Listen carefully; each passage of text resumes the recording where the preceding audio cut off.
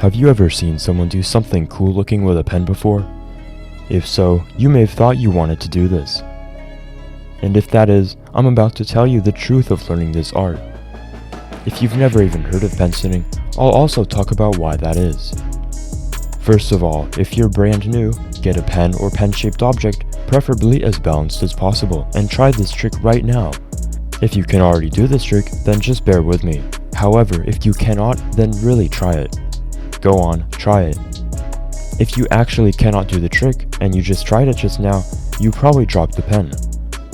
Okay, now pick it up and try it again.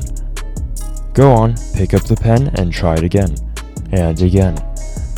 Keep trying to do this trick as many times as possible, just by watching this video.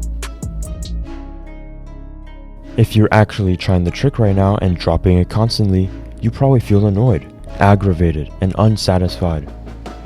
Good. If you really want to learn this, then it should be annoying. You should feel pain whenever you drop the pen. It's meant to hurt. Not in a physical sense, although sometimes we pencilers do that too, but it should be mentally infuriating. You should want to rip your pen apart right now. Believe it or not, but the more you feel this feeling, the faster you will improve. If penciling was easy for you, you would not become a good penciler. It's as simple as that. This isn't even me just saying something will be hard to be hard. There's actual scientific evidence showing that when you practice something, it's the peaks and dips in dopamine that cause improvement. That feeling of joy and satisfaction compared to the dissatisfaction of dropping the pen is what makes you improve, because your subconscious mind reinforces the better way of doing that thing.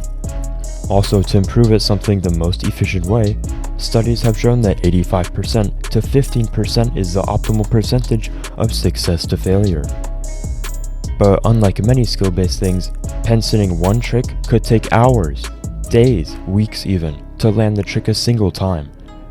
Especially when you're just starting out, and that's why penciling is not for most people. If you know you can handle the insane failure rate at the beginning and push through the constant struggle that is penciling, you'll eventually reach a point where you can do tricks but cannot make anything more than a couple seconds long.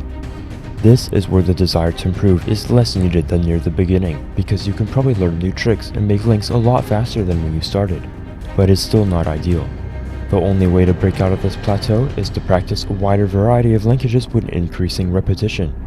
You will probably not get the same results as you did with learning a new trick, where you could practice for 10 minutes and then stop for a day, and then practice again the next day for 20 minutes on that same trick and be able to do it. To actually improve at linkages the same rate you improved at tricks, you cannot practice linkages the same amount that you practice that trick. Practicing for hours on end is sometimes required for improving at linkages at the same rate of learning tricks. In other words, you just have to spin more. Once you learn some linkages and your freestyles actually look decent, you need to move on to planned combos. This is when penciling actually becomes fun.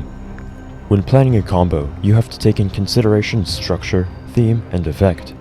After you finally land your combo on camera for the first time, 90% of the time you'll have to retry it again. Maybe change a couple things and focus more on control, execution, and the flow of the combo. You may get 5, 10, 50, or maybe even a couple hundred different recordings if it's a World Tournament combo before you get your desired recording. Isaac, a 2-time world champion, said that he practiced sections of one of his combos every day for around 4 years, before it was finally presented in World Tournament 2021 Round 5. If you want to beat that, you have to do even more. To be good at anything requires sacrifices, and if you're not okay with that, maybe don't try and spin pens at a high level. It's not worth the suffering if you don't truly want it. If you just want to be decent, then it won't be nearly as hard as if you wanted to go to the top. But it will still be hard, because ultimately, everything worthwhile is uphill. Growth is pain and success is suffering, and if you can't put your current self through that suffering, you'll never become who you truly want to be.